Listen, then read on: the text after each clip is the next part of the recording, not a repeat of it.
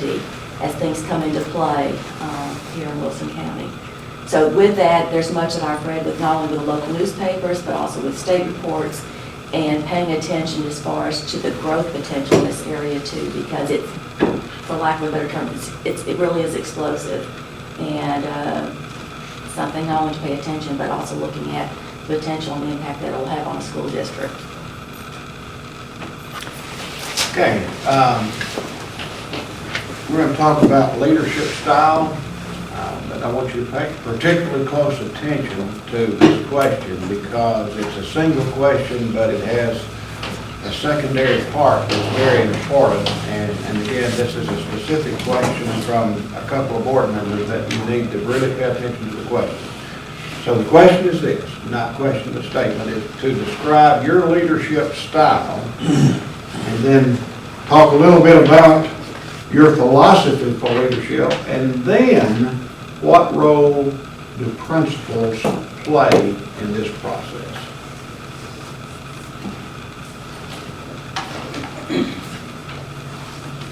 My leadership style, and as well as my philosophy, really goes back to what, it's more of a shared leadership style. And one, I don't want to use that in a cavalier sense, because that, again, many times that when we start talking about leadership, we can, look at it as situational, transformational, whatever it might be. But one that I see as a shared leadership style, one that I see myself as not only as a good listener, but also one that's invitational.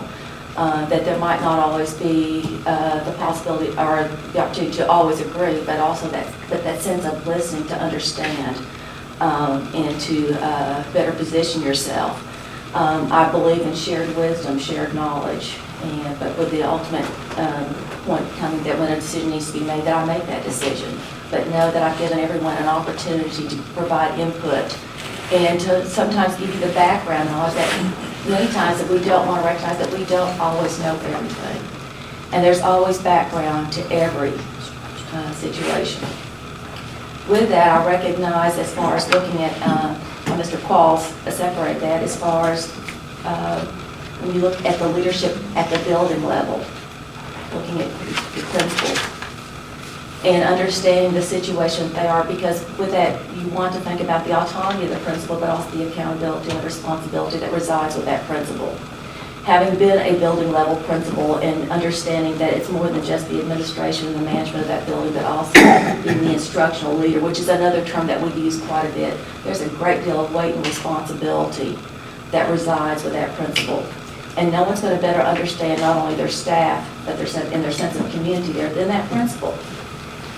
The success of a superintendent is going to have great merit as far as that relationship with those principals and giving them autonomy, responsibility, but also holding them accountable for what takes place there. If anything that I've been, I guess, given credit for is building a relationship, a strong relationship with principals. I was accountable and had 82 principals report to me in Knox County. I'm now in Williamson County. I have 18 at the secondary level, and I have taken great efforts, and I take pride in that as far as building that relationship and making sure that I'm there to support them, but in the same sense that with that I'm holding them responsible and accountable to what is going to take place there as far as not only supporting their staff, but making those tough decisions that sometimes you have to pay attention that you don't have the right people in place. Because the bottom line being is, what are we doing that's in the best interest of our boys and girls? What are you doing to make sure that you're moving the needle? Am I giving you the resources and support that you need to make sure that you're doing what you need to do in your building? And many times that there's a disconnect there. But that, again, that's a strong sense of responsibility on the part of the superintendent to make sure that you're there as a support, but also to make sure that you're a strong and firm hand as far as the expectations that you have at that building. And it would be my responsibility to make sure that I understand the dynamics of that school, because every school has a unique personality. Every community has a different set of expectations, but the bottom line is, what are we doing for the boys and girls? And what am I doing to support that principal to make sure that they have what they need to move the needle at that school? Next is a three-part question, and we'll take it one part at a time. You can write it down if you'd like, but I'm just going to do one part at a time so you can deal with that one question. How and in what ways would you communicate with the various stakeholders in Wilson County? Stakeholders being community, parents, media, all the various constituent groups. How would you do that to generate support for the school system? I've been accused of being an over-communicator. And sometimes I guess that's, whether it was a compliment or a criticism, I'm not sure. But that's something that I see as a strong, I guess, trait of mine. And the idea that, again, our school system belongs to the community, and it's one that I'm a zealot. I'm shameless when it comes to promoting our schools and our boys and girls, and especially our teachers. I'm one that I'm not a champion of teachers. I've been there. I understand the weight that they bear, and many times we have to advocate on their behalf because no one really appreciates and understands what they have, and their obligation as far as for our boys and girls. So with that, it's with every opportunity to not only promote but talk about not only our successes but also our struggles. Many times, we don't take our position as far as that, this is hard work. It's a hard job. But we need to make sure that we present it in such a way that, that's what we're here for. There's not anything out there that we cannot solve. But that communication being, whether it's through the newspaper, with the community at large, I'm a believer in having meetings not only on a regular basis with senior staff, principals, quarterly meetings with teachers as far as that might be just a sit and talk and have a conversation, but also to have open forums where the community can come in and share as far as their concern, their issues, what they believe to be true simply because it's been heard, and make sure that you can put either things to rest or at least have that honest conversation about what's occurring. I'm a believer as far as if it means putting an op-ed piece as far as writing and presenting it not only to the community but also the community at large, because we have a lot of people, many people, and I'm seeing it particularly in Wilson County as people see this as a destination location that do not have children in our school system. And why that it becomes a critical area that we not only gain their support, but their advocacy of why a strong school system is vital to the economic health of any area, and particularly in Wilson County, when you look at the vibrancy of what is occurring here in terms of business and development. I think it's incumbent upon as far as that we even pay attention to social media. I know that there are some split decisions on that, but it's one of those things that you control that message. And just because a lot of people are moving to that area just as far as not only to know, to look, to see what's happening with the school system, but to also just see what is being said and how it's being communicated. And I think that's something that we control that message. I am one that any opportunity to go and speak, whether it's with the Optimist Club, the Ruritans, whatever group that we can see as advocates for our schools, I'm more than willing to be that spokesperson. So any avenue, any access, whether it's even with higher ed, I have served as adjunct at several universities, and most recently working with MTSU, as well as Tennessee Tech. And again, that is another point of getting a message out as far as having a strong, vibrant, vital, robust public school system.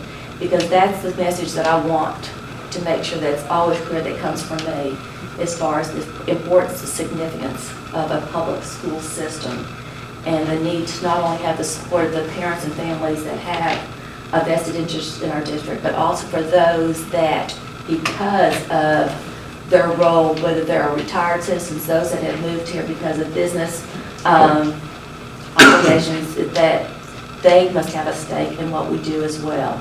So whatever means is necessary, whatever role that I would take, I am shameless, I will admit, as far as any opportunity that I can promote public education, and particularly the role of that classroom teacher, which, as research has pointed out many, many times, is the single most important element in the success of our schools. Has certainly been foremost and on the front page, so to speak, for certainly since the beginning of the calendar year, and but even more specifically in the most recent past. Yes, sir. Now, this question has to do with that. So how would you ensure student safety, and what measures from the director's vantage point would you use to ensure student safety?